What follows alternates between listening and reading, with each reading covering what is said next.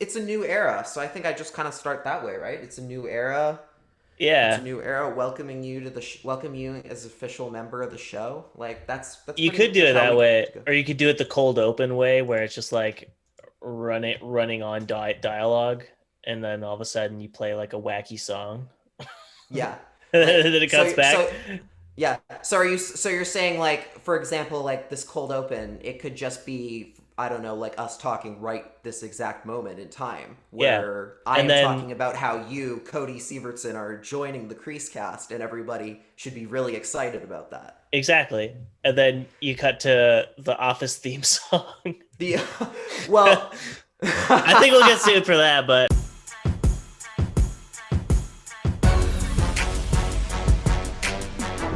This is the CreaseCast. It is a new era of the CreaseCast, everybody.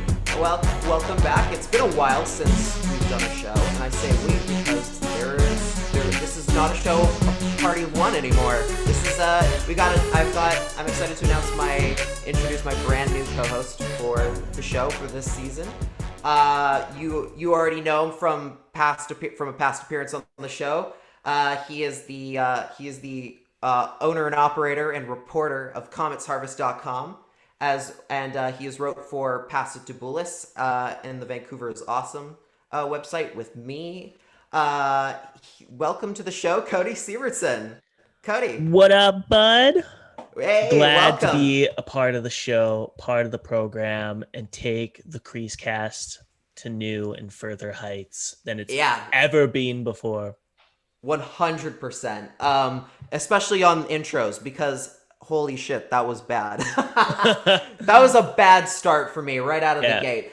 Uh, And Listeners, forgive us. It's been 9 months or something since the last, hockey news really started dropping. So we're a little rough. We're a little rough and tumble. So you're gonna have to bear with us for the first, hour and a bit as we get our legs under us.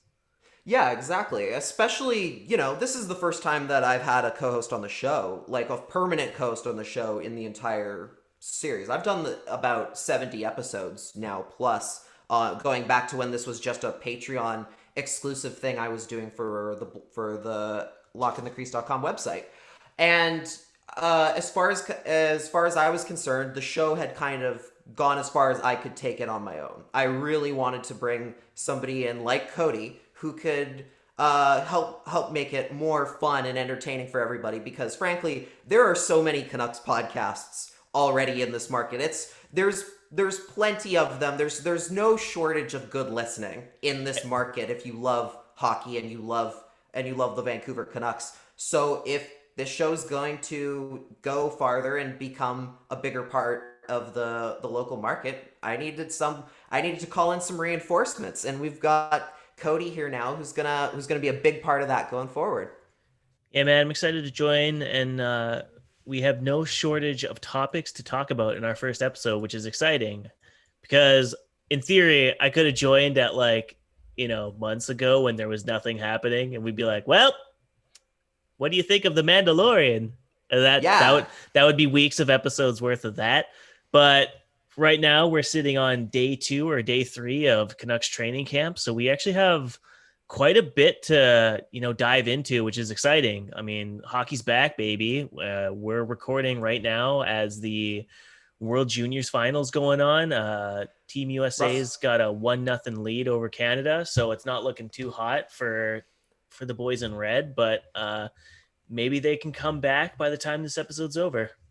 Yeah, I mean, Dylan Cousins could easily break out for a hat trick in the second period if you in about 5 minutes if we're not looking right. I Yeah. mean, that's kind of how this tournament has gone. Really, like it's been a moment. It's been just kind of the Stars taking over from points. Like Trevor Zegras has just been insane. I have not seen a tournament quite like it from him before. Like this is Yeah. crazy what we've been seeing this month from the big guns. And who Hmm. knows? Either way, we're in for a good finish. Like this is going to be a good gold medal finish for sure. Yeah, it's been some great games. Like they've been really competitive. I had said yesterday on Twitter that like it was actually kind of upsetting that the what was it the Finnish USA game didn't have a crowd because like if you had a It was crowd great. of like 20,000 people for like a back and forth game like that, like they'd be going nuts for something like that.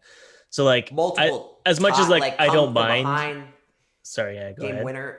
Yeah, that's okay. Game winners like like the come from behind for Finland and then the late goal. Like those are Mhm. the moments that you like where the crowd is just absolutely nuts and they will like they'll remember that forever for the rest of their life being in that building when that moment happens. So it For is kind sure. of tough that we're not going to get those moments from them or going forward for the NHL for this whole season more or less.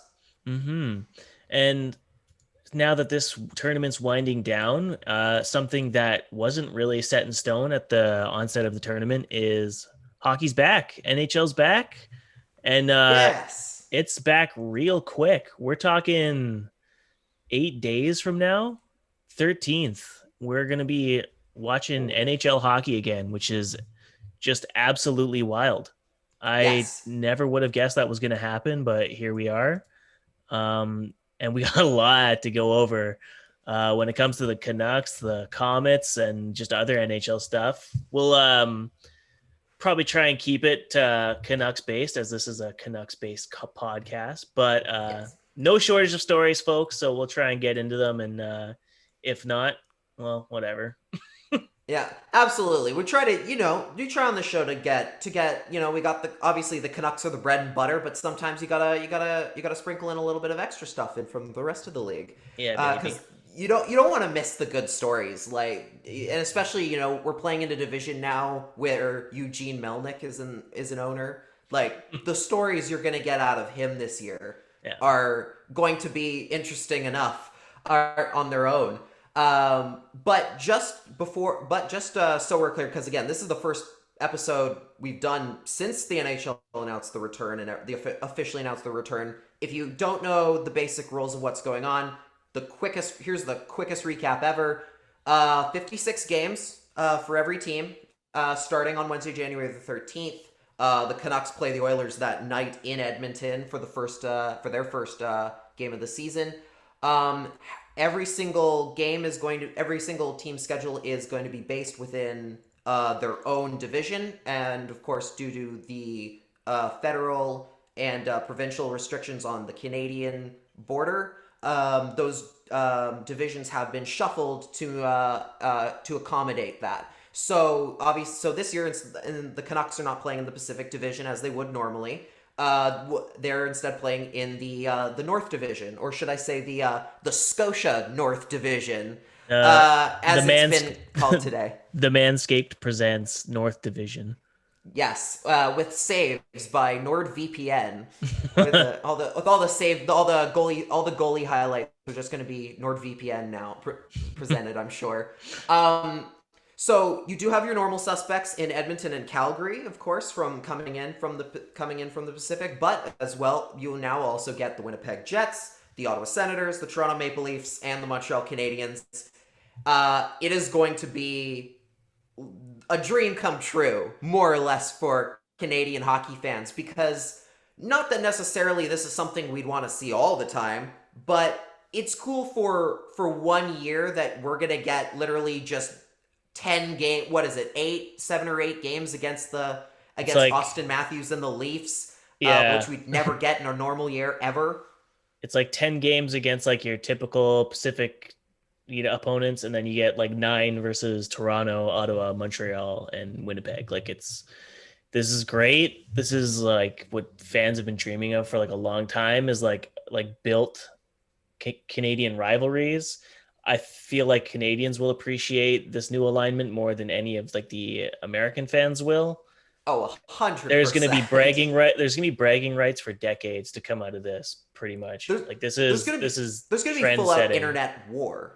For sure, and it's going to be wonderful. It's going to be absolutely wonderful and terrible. All at the same time. All at the same time. Great. All terrible, all the time, all amazing. And it spills into the playoffs, too, because you got the first 2 rounds of the playoffs are going to be interdivision. And this is actually the part I think that's almost the most interesting out of all of this, is that after the first 2 rounds, when you get into like the final 4, they're going to reseed from the team's point differential. So this year, there is no conference champions, it is just goes straight into you could have more or less you could have two Western teams or two Eastern teams who would never meet in a Stanley Cup final in a normal year playing against each other in the final. Like some of the ones that have already been talked about is how there's the potential for like Boston, Montreal, Vancouver, Chicago, if somehow the Blackhawks manage to overcome all the stuff that they've already been dealing with Kirby Dach and Jonathan Taves. But those are like the kinds of situations that you could see this year that you will, again, not get in any year where there isn't a pandemic. So it's this could be one of the most fascinating seasons of hockey we've ever seen. For sure. Especially when you just consider like the fact that like there's a 25% chance now that a Canadian team could win the cup. So like the drought could be ending this year in this absolutely insane truncated season. Like the Canadian teams have like the best shot they've ever had. It's great. It's wonderful drama in a league that pretends that it does not have drama. Yeah, we will absolutely, I'm sure later in the show, give like quick like thoughts on just the rest of the competition. But for now, I think we got to jump into the Canucks stuff because let's do it. There's plenty of Canucks stuff going on. We were almost not sure originally just because, it's training camp. It's usually things start off a little slow, whether or not we were even going to do a show right out of the gate here on Tuesday. But then right into Sunday, you immediately get the rumors that Travis Hamonic had signed a PTO. And which they confirmed on the Sunday. So it was immediately just setting off a blaze on Twitter of if the Canucks are better off defensively now than they were at the end of the playoffs when they lost to the Golden Knights. So I guess just initially thoughts on like Travis Hamonic coming on a PTO and everything, and what do you think he brings to the table here? Well, I think at best, if he's coming to the Canucks like marginally better than he was last season, where he kind of struggled a bit, then at worst it's a push. You're basically marginally improving on a younger Chris Tanev, but that's hoping like he hasn't like taken a step back or regressed and like can bounce back, right? Otherwise, like I don't know, it's all right. Obviously the coach needed him because there was no way he was going to start the season as a lame duck coach with his defenseman options being Jalen Chatfield or Jordy Ben. You know what I mean? Like there was no way that was going to happen. They obviously had picked out Hamonic like a long time ago. One of Francesco Aquilini's burners confirmed as such in early December. Is that confirmed? Is that for sure? It's not confirmed, but like it's really weird and kind of like obvious. Like it's like an account that had like 30 followers at the time, and one of them was Francesco Aquilini himself. So it's like oh no. It's either just weird timing or like it's his son that's managing his Twitter for him, and he just like followed the account accidentally. I don't know, but some guy was ahead of the curve here. Who knew everything before it happened, like weeks in advance, called Hamonic coming, and it's not surprising. Like I think everyone in Vancouver kind of knows like Green has like people that are in his doghouse and people that aren't, who he trusts, who he doesn't, and Hamonic is obviously like what his safety blanket's going to be. Last year was Tanev and all the minutes that he brought. So this year it's going to be Hamonic. And for the team's sake, I hope he can do that and he can bounce back and actually provide what they lost with Tanev. And but yeah, otherwise I think it's a push. Yeah, it is difficult because of course he's coming in not having played since about, I believe it was February of last year. He was actually put out of commission in a game against the Canucks, I believe, after a JT Miller hit. Yeah, a little bit weird. Now you're teammates. And then of course, he opted out of playing in the playoffs for Calgary. Based, I believe, on his daughter has had health issues. And she's more susceptible to COVID, so he made the decision. He made the decision for his family to opt out. So he is coming more or less having played less hockey than everybody else here, because a lot of these guys had still even just had the extra month, and maybe that's not going to make that big a difference now compared to everything that's gone on. It might not make that much of a difference at all. The big question comes down to everything, like, again, what they lost to get into this point. Because they lost Troy Stecher and Chris Tanev. There has been a lot of talk as to I've seen a lot of people being making the argument that Hamonic is an upgrade on Stecher, vice versa. It seems like the advanced stats more or less are lean that Stecher is the better of the two, is the more more defensively stable one of the two. The tough part for me, I will say I didn't even really take any of that into consideration for the most part for me, because at the end of the day, the thing that bothers me more or less is that it all comes back to the cap management issue, which not to start off so cynically here, but it and I made this point when the Canucks got Nate Schmidt as well, who was a great pickup, is that you could have all three right now. You could have Hamonic, Stecher, and Schmidt, all three of them on your right side, and holy shit, all of a sudden your right side looks pretty darn good. It's not a world beater, but it's one of the better ones you've got. And now you're looking at it, but instead now you have Hamonic, who either will be a third pairing or maybe possibly a second on a rare occasion. And then of course Tyler Myers coming in with that $6 million second year in that contract. I've harped too much on that contract by now. I've done it enough. I don't want to do it more.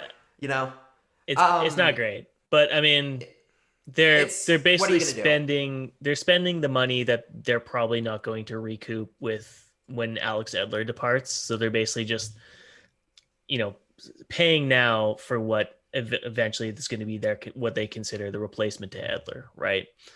So I don't know. They couldn't avoid it. They couldn't not spend a big ticket on a big giant defenseman. They needed to. They needed to. They absolutely needed to. Yeah, they needed to go in a year when they didn't have the money to do to plan ahead. They needed to spend all of it on a tall defenseman, on a UFA who no one else was competing or was even competing with you on. They just threw all the money at him and said, he's a good guy. Let's give him everything. Absolutely. And, and now of course it's that, and now you come to the difficult question of what happens when, say, somebody else on that right side potentially maybe makes a play for it. Are you willing to, say, put Tyler Myers in the press box if, say, a good younger defenseman shows up at this training camp and everything? I mean, there are options of guys who could make a push in this training camp to do something. I mean, you already have Jack Rathbone looking pretty darn good. I believe he's a lefty defenseman. Yeah, he's on the left side. But who knows if he has a good showing, who knows if they would put him on the strong side, or would they want to leave the veteran defenseman that he would be definitely partnered with on their natural side, sort of thing. Green for sure has a tendency to not want people on their offside. He almost hates doing it. Even though all stats were saying Jordy Ben is better on his offside, he refused to play him that way. And then of course in the few games where by virtue of injuries or whatever, in game management, he would end up on his offside and he performed perfectly fine. And there was no bell that went off in the head saying yeah, you're allowed to do this as a coach if you just suck it up. So the real depth that the Canucks have for defensemen right now is kind of on that left side that are pushing right now. You have Jack Rathbone, you have Olli Juolevi, two guys that are pretty much competing heavily for that third and final spot on the left side. And then on the right side, we heard so much over the summer about Jalen Chatfield and how he was ready to play. The first day of camp, he was lined up with Quinn Hughes, which, isn't saying he's going to be a first pairing defenseman, but you can then glean. It's not nothing.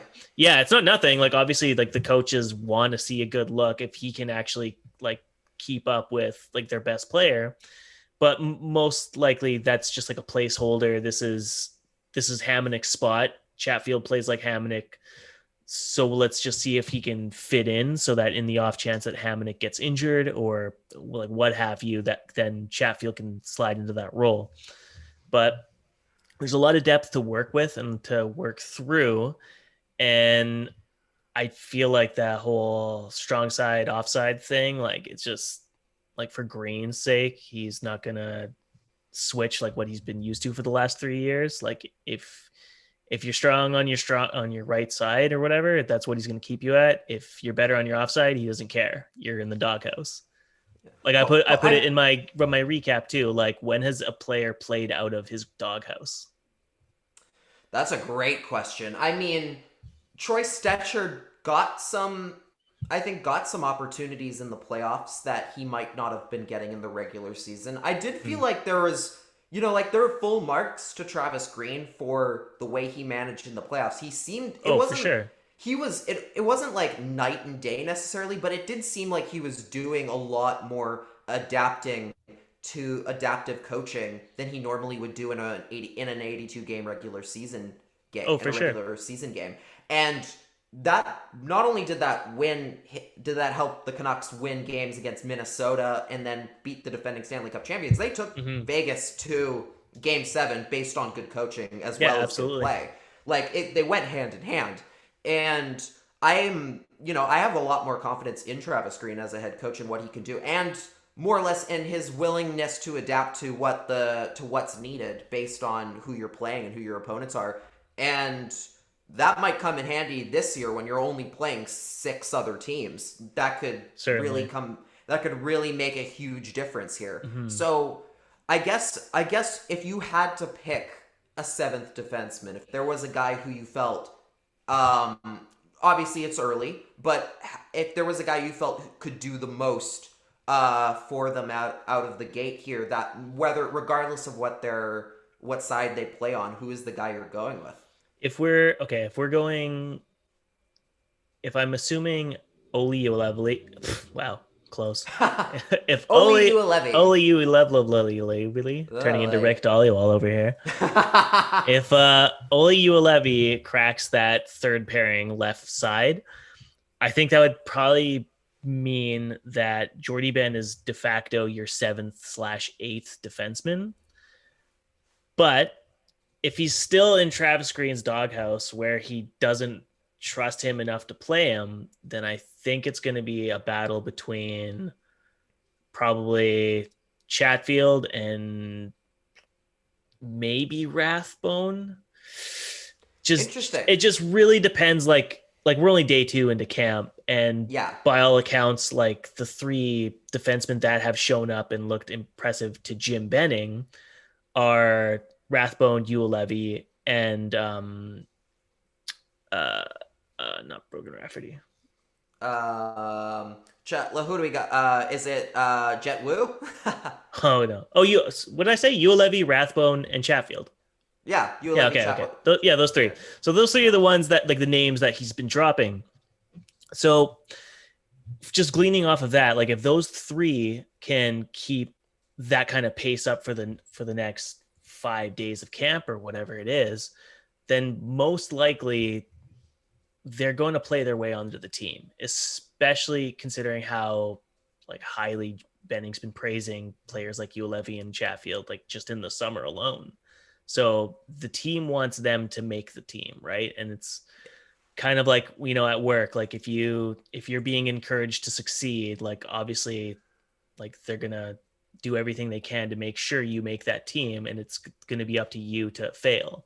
So after 3 days, we're hearing a lot of good positives. So interesting, because Juolevi and Chatfield are like the 2 for you who are closer. So interesting that for me, I actually have Rathbone penciled in as my as your third pair. as my third pairing guy. I actually have him. He's the guy I think is the most likely to make the team out of camp. I mean, I guess technically, the taxi squad is how many players? It's 6. Taxi squad is maximum of 6, but one has to be a goalie. Minimum 4. So most likely it's going to be. So most likely you're going to see 3 forwards, 2 defensemen, a goalie. So a whole lineup, a whole starting lineup waiting. For most teams, some might add the third and it'll probably be the guys that like maybe they can get cap relief off of, or provide some kind of depth or something that like they don't want to like send them to the farm and just kill them there. Like Sven Berchi, for example, like they're not going to send him to Utica to go play if there's a taxi squad option local to him like that. Like hockey players work, or hockey GMs work in that sense, where they try to take care of the player, right? So if anyone was going to get that taxi squad option, it'd probably be Berchi. And wow, I didn't even, that's my guess. I honestly didn't have him. That's crazy. I didn't have him even. I assumed that relationship between them from everything that's gone on the last couple of years was already so like broken. That's what I thought too, right? He wouldn't even, that it was already kind of a given he was going to Utica or somewhere else. Because I assumed as much. But I mean, hey, if he makes, I mean, good for him if he gets back into a regular spot with the teams more or less. Sure. But I think I've heard a lot of good things just in terms of Rathbone and how he's the most NHL ready out of some of their defensive prospects. As in terms of like the ones that have been drafted, I'm assuming more or less like they're not including like say like a Brogan Rafferty or something in that kind of a conversation. Probably. But I mean he already has shown he's got some good speed. He seems to be comfortable playing at least or in the drills and everything so far at that level. That it's not that he could that. And that's what it's going to take, especially in this division with all these teams are young. All the teams in this Canadian division are relatively young. I'm pretty sure Joe Thornton just throws the whole curve off on his own. And that the Canadians. Yeah, that and the Canadian. I guess. Oh yeah, the Canadians are a little bit on the older side. They went veteran heavy this year. But speed is going to matter. The guys who are the fastest and the guys who can make quick recoveries, those guys are going to come in handy the most. Rathbone has that going for him. Yeah. And maybe it's a shorter season, so you're worried about the idea of the mistakes are going to be that much more magnified because they'll matter that much more. Yeah. But I could see a situation where he's playing and maybe even just so you're not having him in a third pairing situation where you're just immediately where you're kind of throwing him into the hardest one of the harder matchups. Maybe you throw him even on that second pairing just to like with somebody on their offside. Yeah, maybe offside, just to kind of give him at least a little bit more help and a little bit more get him a little bit more comfortable at the NHL level. For sure. Yeah. Where's my page? Nils Höglander has had a pretty decent year in Sweden. He's coming to camp. A lot of people seem to believe that there's room for him possibly here. What are you seeing from him so far? Well, the fact that he was on Horvat and Pearson's line 2 days in a row is pretty telling, right? That's huge. That's fantastic. Normally in a normal camp situation, you would see like the first 2 days, you would see like line juggling like crazy to see like what stick, like basically throwing anything at a wall to see what sticks. Obviously the coaches want to see, they obviously envision Höglander as someone who will work with Bo. And the fact that they're sticking with it 2 days in a row, even through a scrimmage, like there's something there. They obviously believe that he can be an effective NHL winger. Maybe not for the full season, but he's already got a home back in Rögle or whatever it's called. I think Rögle. Is it? No, it might be Rögle. I listened to the Canucks combo and Faber was trying to pronounce it and it was pretty funny. I feel like it sounds really weird. It's like Rögle or something. Yeah, shout out to the Canucks convo guys. They're good buddies. They're friends of the program. Technically. Friends of the show. Absolutely. But yeah, so like he could conceivably play like 8 games with like on a wing of with Horvat and Pearson, and if it works, great. I think that's fantastic. If it doesn't, he can either go to the AHL or he can even return to Sweden and still have a home there. So the Canucks obviously have like they're invested in him basically succeeding like right off the bat. And I think the 2 days in a row thing is pretty telling that they want to see if this can be a thing that works. So I'm a fan. I'm hyped. And that would save a huge headache for the Canucks on that right side, because it was looking very bleak once you lost Tyler Toffoli, and there's already all the conversations of whether you might see Jake Virtanen even jumping up to like line 1 with Pettersson and JT Miller. And like I've said on episodes before that back in the playoffs, I remember I did a whole segment on how I was more or less done with Jake Virtanen, and I was ready to see him move on, sort of thing. Yep. But he's still like, and that's not, and again, I don't think that's, and I even said at the time, like, I just think it's not a fit here. Like, I don't think he's a bad player. I just think Vancouver might not be the best fit for him. However, he has potential. He can still do things. They haven't seen the best out of him yet, is the whole point. And, well, I don't know if I love the idea of him playing top 6, but if you suddenly have Höglander to fill that second line role and you put Virtanen in a place like the third with like Gaudette or something, that's a better spot. That's a better fit for him and a better chance for him to succeed as far as he's concerned for me. Yeah. I will just say that, like, kind of harkening back to our talks of Travis Green being a really effective coach, I think we've seen the best that Jake Virtanen has to offer. He is, how old is he? 24, 25 now. It took he's not a kid anymore. He's been in the league for long enough. Travis Green basically had to put in the coaching performance of a lifetime to get nearly 20 goals out of him in a full season. And that involved parking him on the fourth line, giving him power play time, shoving him with Pettersson and getting something out of him. Like, it was a masterful performance of making chicken salad out of chicken shit.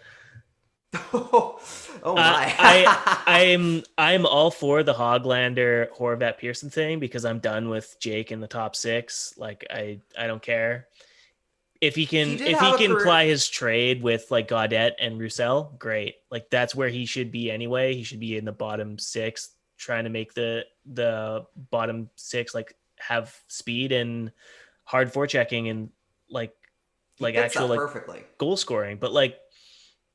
You can't be wasting him in the top 6. Like, that's just a condemnation of like the skill that you've like created, basically. I think it's unfair. It's unfair to him to throw him into that kind of expectations right now at the moment. He has been working. supposedly he's been doing a lot more working this year. He was living with Tyler Myers in Kelowna or something. It took 7 years, but he finally started to put in work in the offseason so he could be ready for an NHL season. Like, yeah, I mean, why are we applauding this? Congrats. He finally figured it out. Like, I don't give a shit. Because you know what? Like, again, I will say I want to see the players succeed. I want to see the players have success no matter who they are, no matter how much they aggravate me. I want to see them find success, whether that's in Vancouver or somewhere else. I think with Virtanen is coming off a year where he had 11 more points in a shortened season than he did the year before in a shortened season. Yeah. So that's not nothing.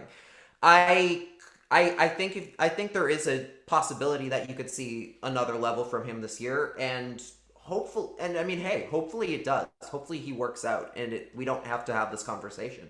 Maybe on our on our Thursday show, we'll do some season predictions, kind of like how the Vancast did it. The hot take goal predictions, season predictions. We'll do games played, goals, and that'll be the whole show.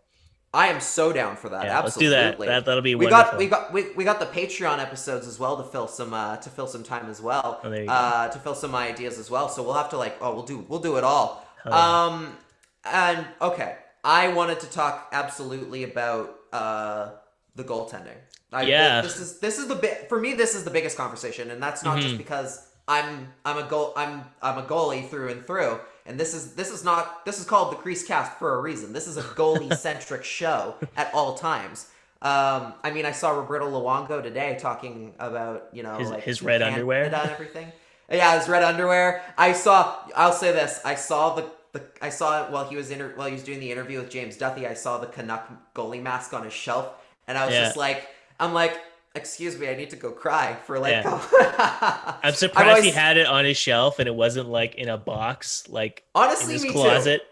Honestly, that's my whole reasoning. Was I thought that he had packed that away and that's in his garage somewhere, gathering dust. It's kind of funny because like sitting there, prized possession. I'm like, did my heart good. It really did.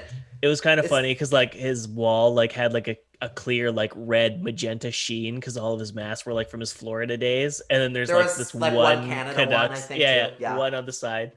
Yeah, that's great. But I'm so happy it's there. But this is the goalie. We got the goalies to talk about. There's a whole lot of intrigue as to where they're going to go this year, especially with in terms of like that third string. Yeah, especially with the news that the that the Comets are now going to be splitting prospect development with the St. Louis Blues farm team. It kind of makes the goalie situation even more interesting because the Canucks are only bringing 4 goalies to camp. I think. Was it only the 4 they had? Because it's Holtby, Demko, DiPietro, and Keeley. New goalie Braden Holtby. I cannot wait to see that. I'm already like prepping a big, long, in-depth article on Braden Holtby's game and everything. Nice. There's also Artur Silovs, who apparently arrived from Latvia too late, so he technically is going to miss most of camp, but that kind of plays into our discussion a bit because with the advent of the taxi squad, you have to begin to wonder, is DiPietro better off being parked in the taxi squad, getting as much training time with Ian Clark as possible, or is he better suited just straight up playing every game as possible in the AHL? And I mentioned the AHL because the St. Louis Blues only have 3 credible goalies at their camp. They have Ville Husso, Jordan Binnington, and then another goalie, Evan Fitzpatrick, who was pretty much parked in the ECHL with really unfavorable numbers. Right. So if DiPietro was to go to the AHL, he'd basically be de facto starter with this kid from the WHL, Joel Hofer, splitting the backup duty with Jake Keeley.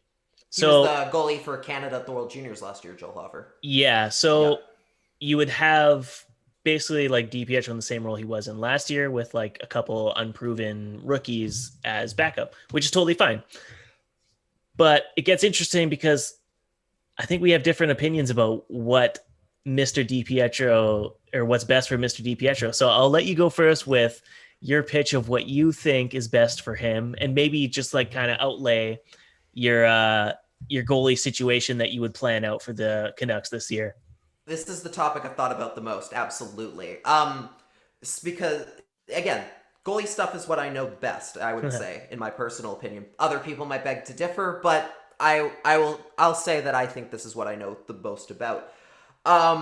Obviously, yes, you have 2 proven starters, 2 proven goalies in Thatcher Demko and Braden Holtby. Obviously, Holtby's coming in. He's a Stanley Cup champion. Won a Vezina trophy. This guy's proven. He had a rough year in Washington, but he's done it before. And then you have Demko, who I guess he's, there's still a little bit of a question mark because he struggled a little bit when Markstrom got hurt during the regular season. But then he backed it up with like some of the greatest kind of playoff hockey we've ever seen against the Golden Knights in those last 3 games. The thing about this season, the thing about this season, when it comes to goaltending, is that again, this is a super condensed schedule. And a lot of games, a lot of back-to-backs, a lot of just go, and moving from, even if it is you're only playing a few teams multiple times. The teams that are going to have the most success this season are going to be the teams that use their goalies, that use all their goalies as much as possible, and that includes the third goalie. Because you can't expect to have one guy just ride him through that whole season and into the playoffs when they're playing at this kind of a breakneck speed compared to normal. Even if this were an 82 game season, I've said before that I think the days of goalies playing like 60 plus games are done. You shouldn't be playing your goalie that much anymore. You're going to burn them out. You need at the very least a backup who can take over 35 games a year.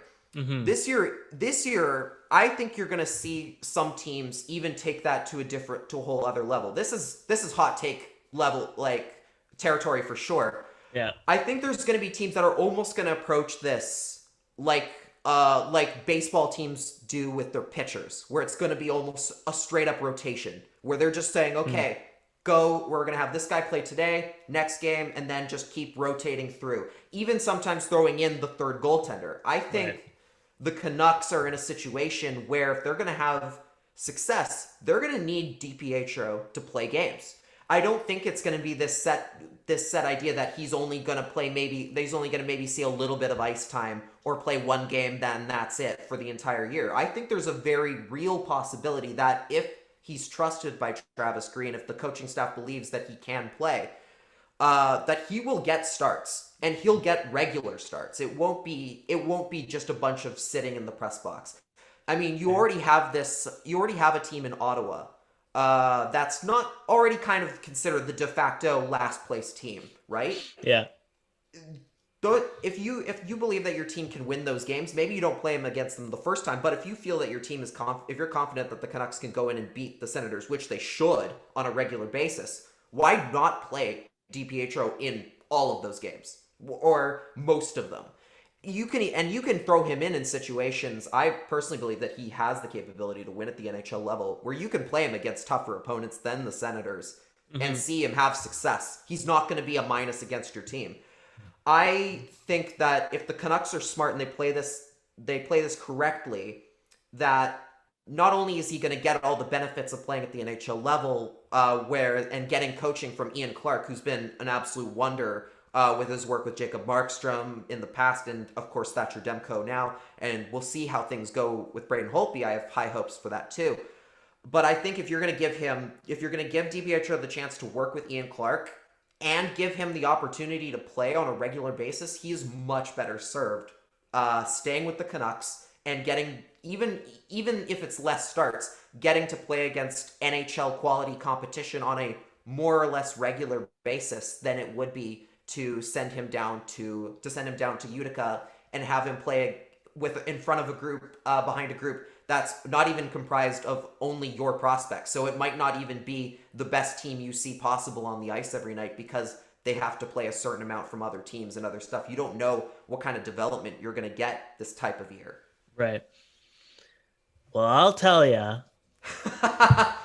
I might. Did I talk too long? Not at all.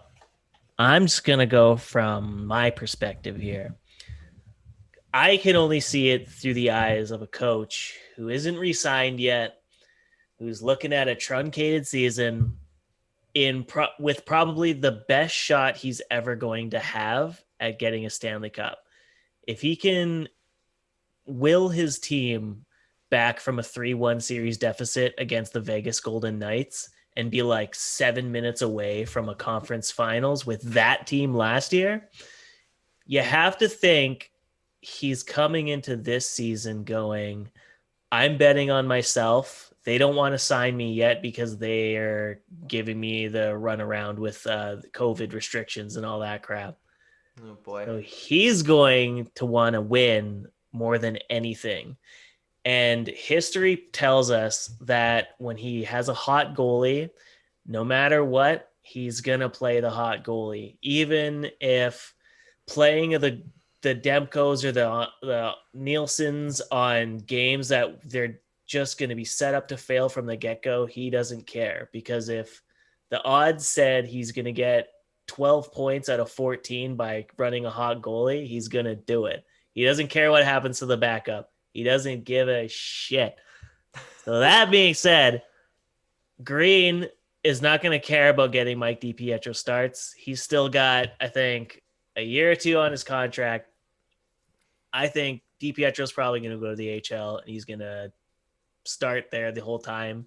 And Ian Clark's going to work with Artur Silovs for pretty much the majority of the season until the OHL resumes, whenever that's going to be, because Ontario's like a complete shit show when it comes to COVID right now. Right. When Silovs gets returned to his OHL club, then we'll probably see DiPietro come up in that taxi squad group to finish his season with Ian Clark. But I don't think this management group or coaching staff are nearly proactive enough to do what you're suggesting, even though in a season like this with like 4 games and 7 nights on like every week, that would make the most sense. But I just don't think they're proactive enough, or I just don't think they think that way. They're very new wave in a lot of the practices they try with the way they coach and the way they learn, and they use it in like ingrain analytics into the way they look at their club. But when it comes to like the stuff like the goalie starts, it's a little outdated in a sense. And that's the only reason why I can see DiPietro maybe getting the most of his season in the AHL. But we'll see. We'll see. I hope they keep him. I think it's best for him. I think it's best for him if they if they do it correctly. And and when it comes to Silovs, if suddenly you are in a situation where you need that third stringer to come in, and not because you have to, because people get hurt, are you ready to trust Silovs to come in and play that role versus DiPietro, who might still have to quarantine or something if he has to come through from Utica? I think I just get the concern. I understand why there is that incentive, that idea that you should go, that you want to ride that hot goalie. But this year in particular, I'm always concerned about it, but this year in particular, I am just so worried that you're going to overcook somebody. By the time you get to the playoffs, they're just going to be gassed, and you're going to see some bad goaltending based on guys just being exhausted. Look at Cam Talbot. Guy played 70 plus games for the Oilers that one year that they made the playoffs. Wasn't the same for like 2 years. It broke him. And that was because they cooked him. The Oilers completely cooked Cam Talbot to the point where he completely where he was struggling right at the beginning of the year, lost all his confidence, and he only regained it recently when he was with the Flames. I always said that for a long time that I felt Cam Talbot was better than what he had been the last few years. It's just the Oilers just used him so horribly, and just overused him. I mean, goalies want to play every game, and they would if you let them. But at the end of the day, you have 2 capable goaltenders who should, if they do it correctly, if Travis Green takes the adaptability that he seemed to show in the playoffs and takes it into consideration here, you will see at least closer to a 50-50 split between them. Not that dead on, but someone will still play more. Likely, I would say Demko probably is that guy right now, or he should be, because he's the younger guy, the younger, longer-term solution here. But I think it's going to be a lot closer to a 50-50 split if you're doing it correctly. And on top of that, you could use DiPietro if you gave him if given the opportunity, he would win games. I think at this level, I think he can do it. Here's the other wrinkle in the idea too, and this is what Thomas Drance had pitched earlier this morning on TSN 240, was that we could also conceivably see players for the Canucks loaned to Canadian AHL teams instead of to the Comets.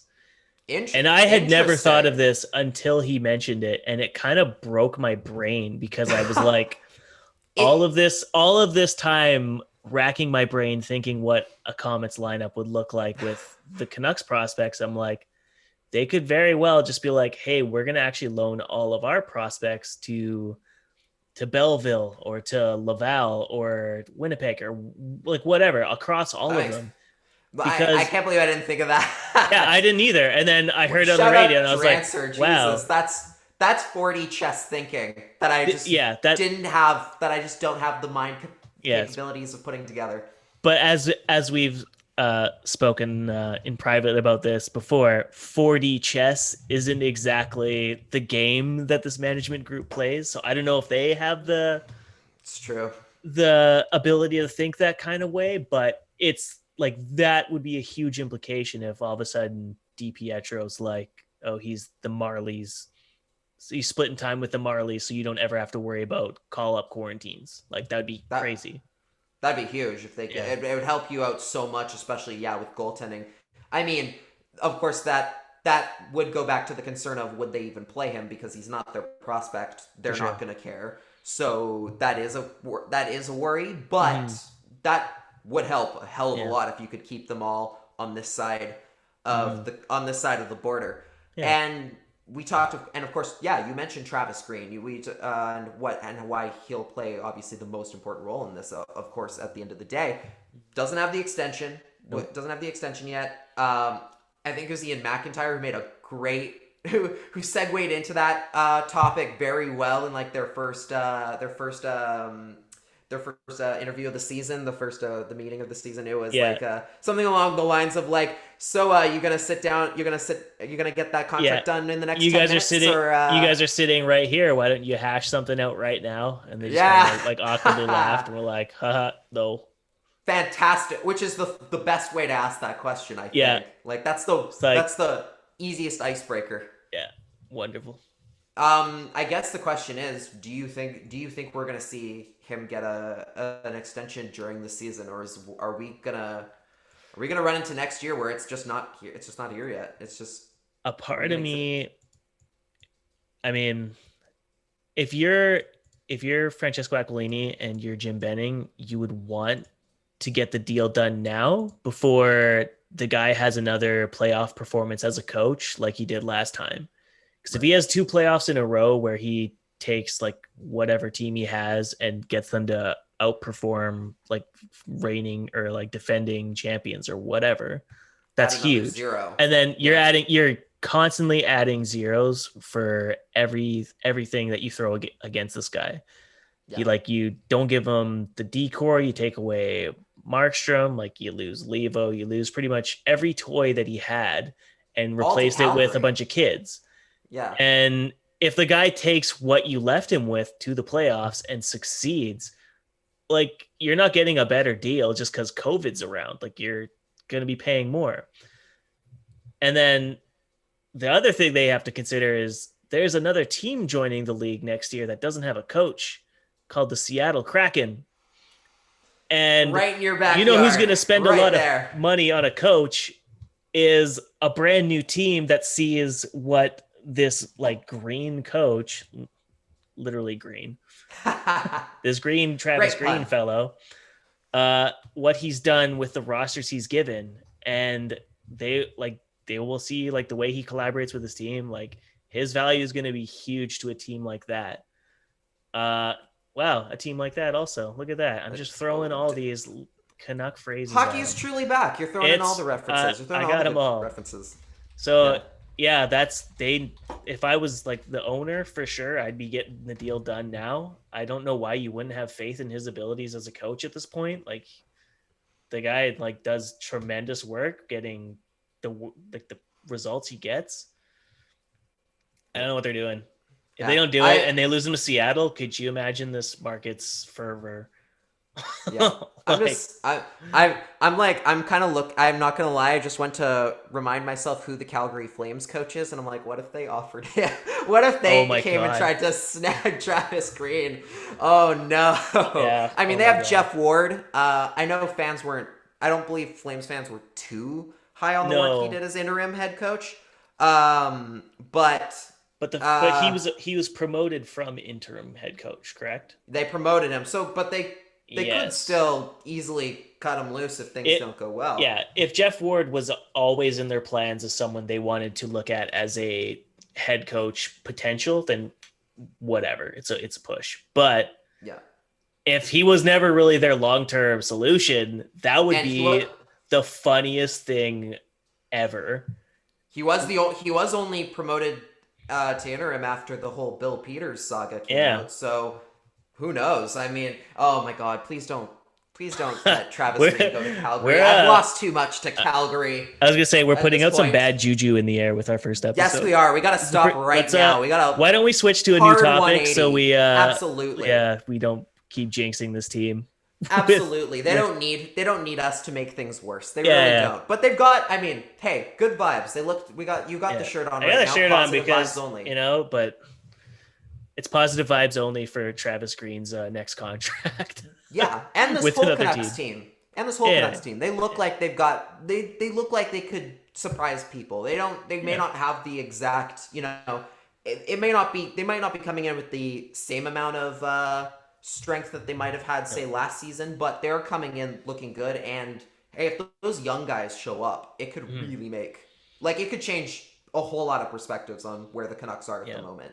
Like, I mean, a lot of these early projections, the Canucks are lower on that Canadian division list. I know Dom Lucian of The Athletic, he had them in his preseason, in his rankings as like the 6th team, just by thin margins, by 1 point or something like that. They were the 4th of 6 or something, like I can't remember, but it was something like ridiculous. The small margins literally could flip in between all of those other teams. And hey, if a Höglander comes in and plays suddenly shows up, if Rathbone, Uletti, any of those guys come in and do something that something surprising that nobody accounted for at the beginning of the season, could change everything. It could make a huge difference. For sure.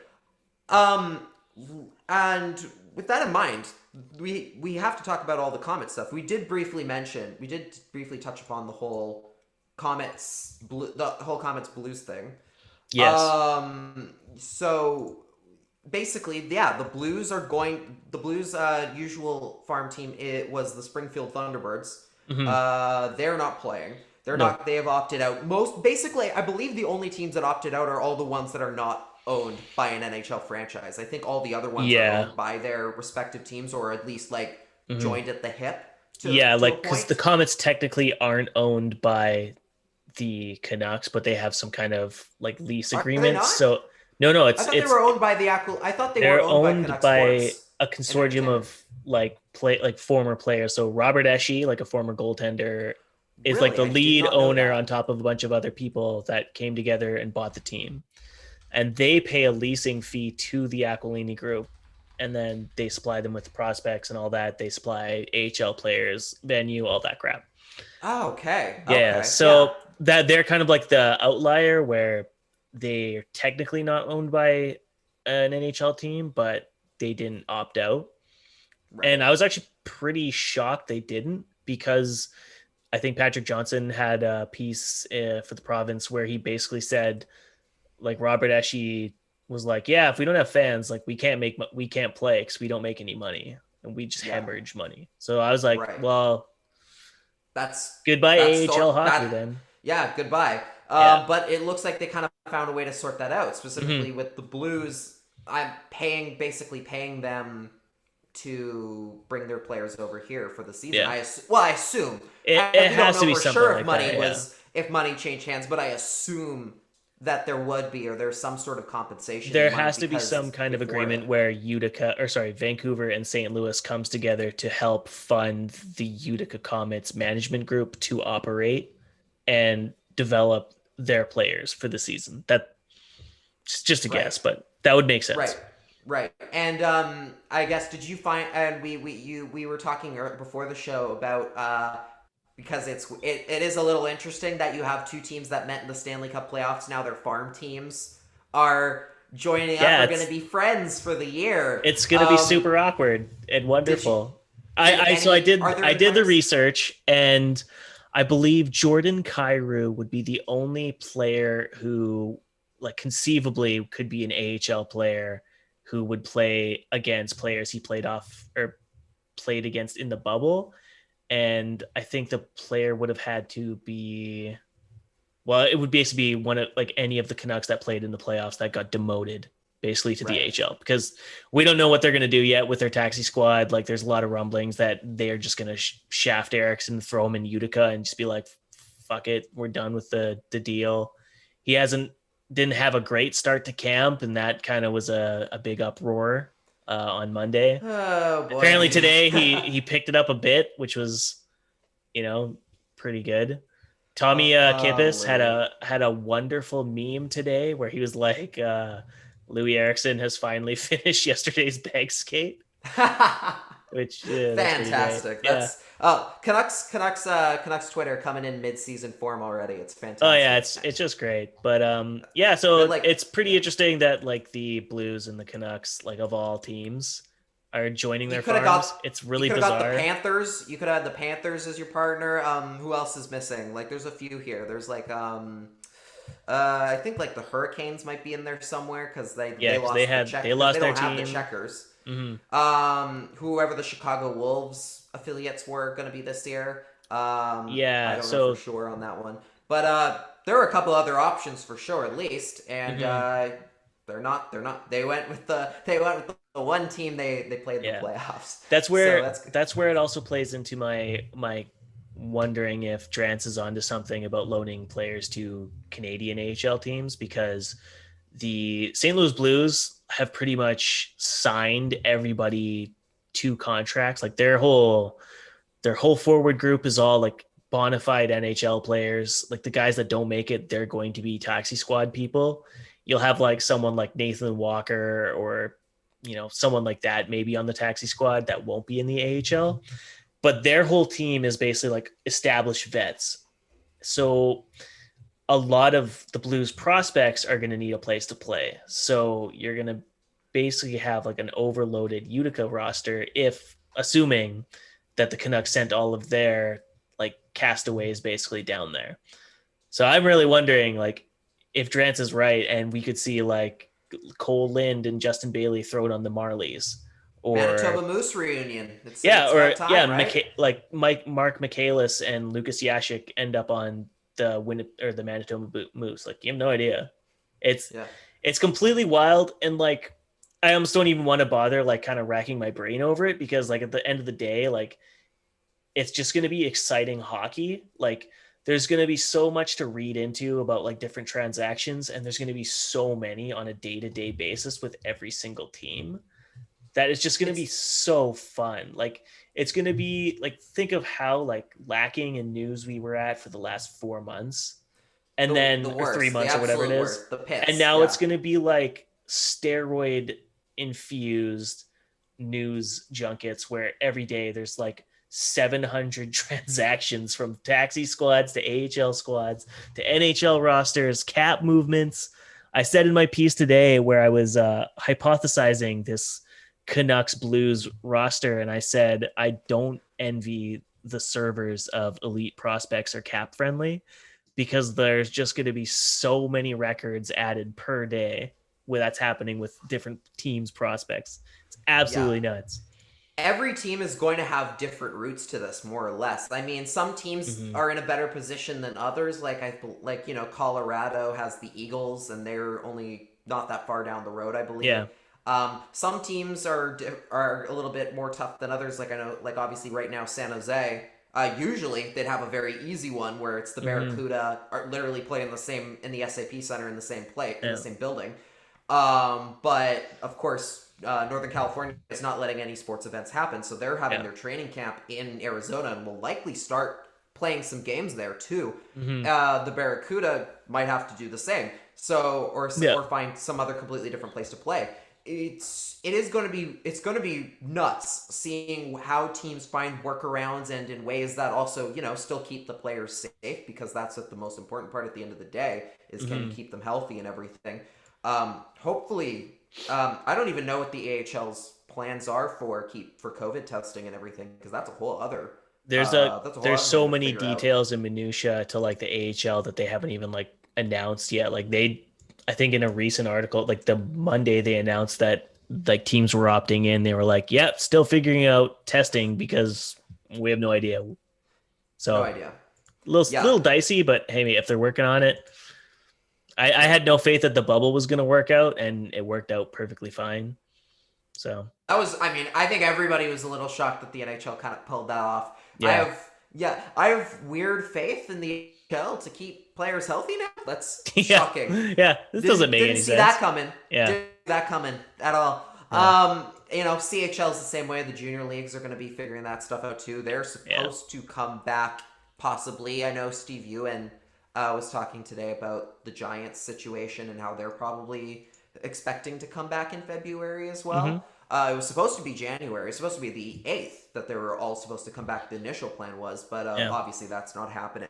So now we'll see where that goes for them. But again, hopefully they figure that stuff out in a way that's everybody's staying. And it'll be a hell of fun figuring it all out at the same time. Yeah. It's going to be great. It's going to be a wild season. Yeah. Absolutely. A couple things to touch on before we get out of here for this first episode. The NHL is supposedly playing outdoor games this year for nobody. For no crowd. It's going, but just for the fun of it. I mean, and they're doing it in Lake Tahoe, and there's going to be 2 games supposedly on the 20th and the 21st of February. The first one is the Golden Knights versus the Avalanche, and then the second being the Flyers and the Bruins, and that's according to Sportsnet. I did see some people lost their minds a little bit over how come it's not the Sharks, which is fair because Tahoe's like directly on the border. I played tournaments in Tahoe when I was living in California. It's literally smack dab on the border. You have parts in California and Nevada. So, but of course, if someone was going to lose their minds a little bit, I guess it would have made more sense to just have them play each other, but I'm guessing not that good. I was gonna say, I'm guessing based on the 4 teams that are penciled in to play series there, they were like, we don't want to have the Sharks get completely trounced on the local lake, so maybe we pick some more competitive teams to play. If no one's gonna buy tickets, then you want if this is a TV only event, you go for the teams that are gonna do the best on TV. Yeah. So, as I get everybody being upset and how that would make more sense technically, but it's like, okay, hard truth, guys, the Sharks are tanking right now, so you don't they're not going really high. I don't think anybody really wants to watch the Sharks try and not get blown out by the Golden Knights again. It makes the most sense, and good Lord, Golden Knights Avalanche would be a good game. That'd be a hell of a game. For sure. Wonder if will they even bother to give them special jerseys, or are they just going with the reverse retros? Are they just going to throw those reverse retros out there and call it a day? Maybe they'll do something else. Maybe as long as they don't wear those weird, like the A, like the, like the bib jersey that they had. Oh, that's the Avs one. The regular normal Avalanche? Oh, no, you don't talk about from the Stadium Series last year. That one. The huge mountain on it. Giant mountain. I forgot about that one. It's horrible. That Stadium Series game I would forget about so much. Would completely not even cross my mind if it wasn't for the fact that it was Tyler Toffoli's last game as a King and he scored a hat trick and then got traded to the Canucks 2 days later. That's the only reason. You might be the only person that remembers that. Yes. I also remember that they apparently had huge parking issues to the point where people weren't getting in until period. Yeah, that's why I remember it. That's why I remember it is everyone on Reddit don't go this way. It's a 5-hour wait. It's a nightmare. I do not go on Reddit, but I might have to go for that. That sounds interesting. That sounds pretty funny. Yeah, it's pretty great. That sounds crazy. And I guess finally, not to end on a sad note, but actually there is one other thing. There's 2 things I wanted to mention. They're both Capitals things. To not end it on a sad note, we'll start with the worst stuff first, which is Henrik Lundqvist is missing the season due to he's having open heart surgery. Yeah, he had a heart condition his whole career apparently. Which is horrifying. Horrifying, but also just unbelievable that he was one of the best goaltenders in the National Hockey League. Yeah, while also having a heart condition. Holy shit. Yeah, that's pretty unreal. I've always loved Henrik Lundqvist. He's been one of my favorite goalies my entire life. Just the way he was one of those goaltenders that almost was underappreciated because he didn't play in front of necessarily the best teams ever. He had some good ones. There was the Rangers were pretty good from 2012 to 2014. They made the finals against the Kings, and he got to an Olympic. He won an Olympic gold medal. He nearly won another one in Sochi. I love Lundqvist. He's such a cool guy and just like one of the best goaltenders they've ever seen. He's gonna be a Hall of Famer in my opinion. And he's like gorgeous. Gorgeous. He So, plays guitar. Yeah, he's everything I want to be. He's the complete package. Yes, Yeah. absolutely.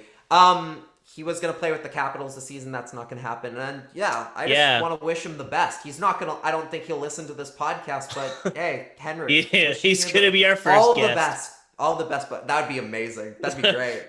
That'd be fantastic. We're going to get some guests on for sure. Hey, Henrik, weeks. we got a podcast. We got a podcast. We have like 12 viewers every month, but hey, buddy, do us a solid here. We're big fans. We got a seat waiting for you when you're feeling better. So come on down whenever, and hopefully he gets better soon.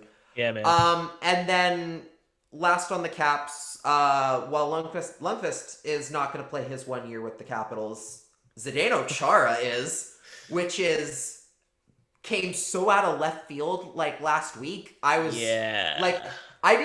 what was funny is I didn't even see the news that he had announced he's leaving the Bruins until after he had already signed with the Capitals. Yeah. I was like, wait, what do you mean Chara's a Capital now? What happened to Boston? Like, holy cow, talk about just like things you never thought you'd see. Like every once in a while on like Reddit or Twitter, you'll see like threads that are look like players that don't look right in other jerseys, and it'll be pictures of I love those. like Iginla in like a Kings jersey or Iginla in a Boston jersey or whatever.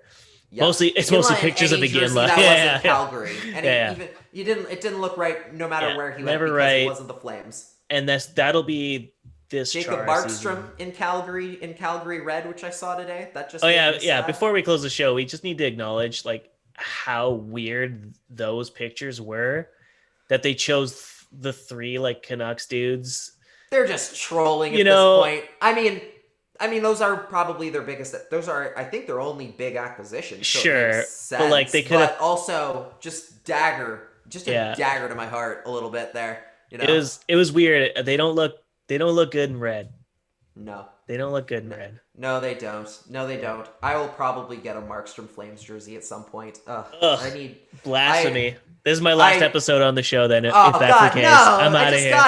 I just got him. Look, Look. Here's the thing. I never get jerseys from players when they play on the Canucks because That's fair. I admit I'm one of those heathens who gets his own name on his jersey because I'm never getting traded. Oh yeah, I'm definitely leaving this show now. Yeah, what? Oh, get out of here. It's the best.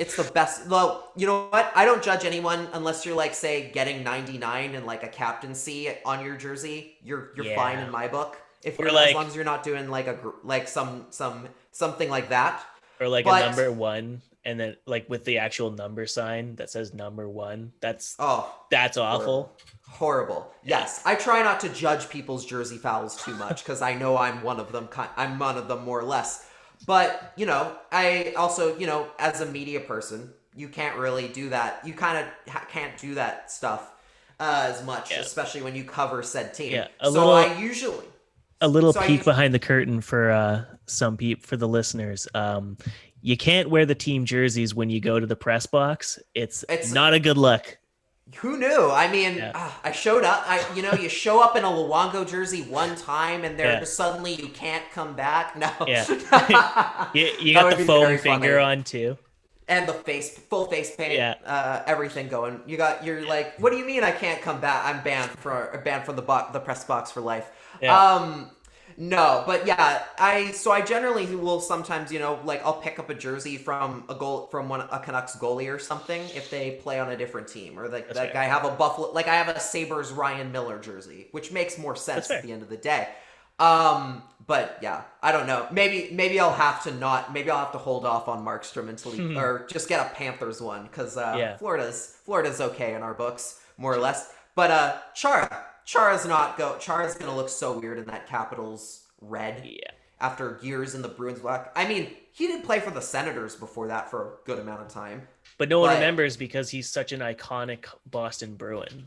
Exactly. He is Mr. Boston Bruin, Yeah. at least for this era anyway. Mm-hmm. And it's going to be so weird to see him in any other uniform, as much as we hated him in the last one. Yeah, no doubt. Absolutely. Although I will say he will look good in that reverse retro, the Screaming Eagle.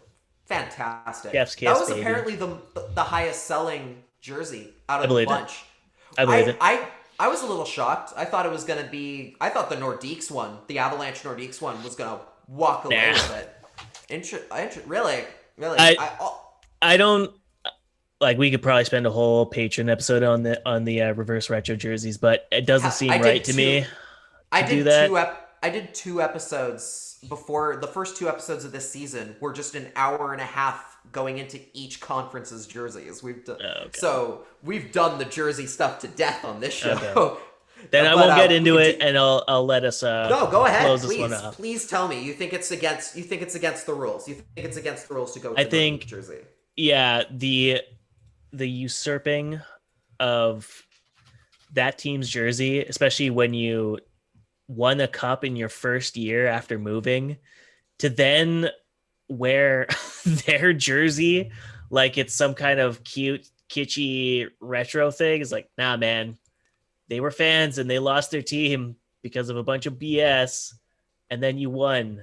Don't do your own thing. Like if they wanted to do anything, like Colorado Rockies jerseys or something. But they already kind of have that, don't they? Because that's the third the Navy third jersey. They kind of already have a Colorado Rockies one, I believe. Worst case scenario, you just pull an Islanders Kansas and City do Scouts. Absolutely nothing. Oh my God, that Lou Lamoriello at his finest right there. No doubt. You could have done the fisherman jersey and people would have gone nuts, and they don't. Yeah. And I guess that's it for this first episode. I mean, hey, we're gonna be doing 2 episodes a week. That's the plan. So we're gonna be back on Friday, I believe. I believe is the plan. So yeah, we're gonna be. That's the plan for right now is Tuesdays and Fridays. We're gonna do the show. During the season, when the AHL comes back, Cody's schedule changes because he does Comet stuff. So we might flip when we do them when it comes to that point. But for now, Tuesdays and Fridays seem like the best time because that's when the least amount of Canucks games are being played. So we can do a bunch more insight into everything that's going on with the team. I mean, games start next week, which is insane. Yeah, baby. Well, we Back only to have it. After this only 2 more episodes between now and the start of the season, which is nuts. Yeah. If you enjoyed the show, check out our Patreon, the Patreon, patreon.com/CreaseCast. It used to be /Lach in the Crease. It's changed, although I believe it redirects now, even if you go to the old one. I'm in the middle of revamping the Patreon. It's going to be specifically done for the CreaseCast only. Now, we're changing, the price is going up to $5 a month now because, we work. This is our jobs. These are our jobs. We gotta make a little bit of money off of the show. But yeah, if you enjoy it, you get bonus episodes of the show. I'm gonna still do the old stuff where I sometimes will give people advanced looks at articles I'm working on for lockinthecrease.com. Like you'll get to see them a day before if you join up. As well, and we'll be looking into doing more perks as we go here as well as we figure stuff out more. I'm still in the middle of rebuilding that page. You can also follow us on Twitter at the CreaseCast, and make sure to subscribe on all your local platforms: Spotify, Apple Podcasts, Google Play Podcasts, YouTube. We have a YouTube channel as well. And Cody, where can they follow your work? Yeah, so if you want to follow me, just follow me at Cody Severtson. And then if you want to follow my site, it's thecometsharvest.com. And for me, it's lockinthecrease.com, and you can follow me on all my social media at lockinthecrease. Plain and simple. And yeah, thank you so much for listening to this new era of the CreaseCast, this first episode. And we look forward to doing this, and we have lots of great stuff planned for this season, don't we, Cody? Hell yeah, dude. We'll catch you guys later. Yep. Take care, everybody.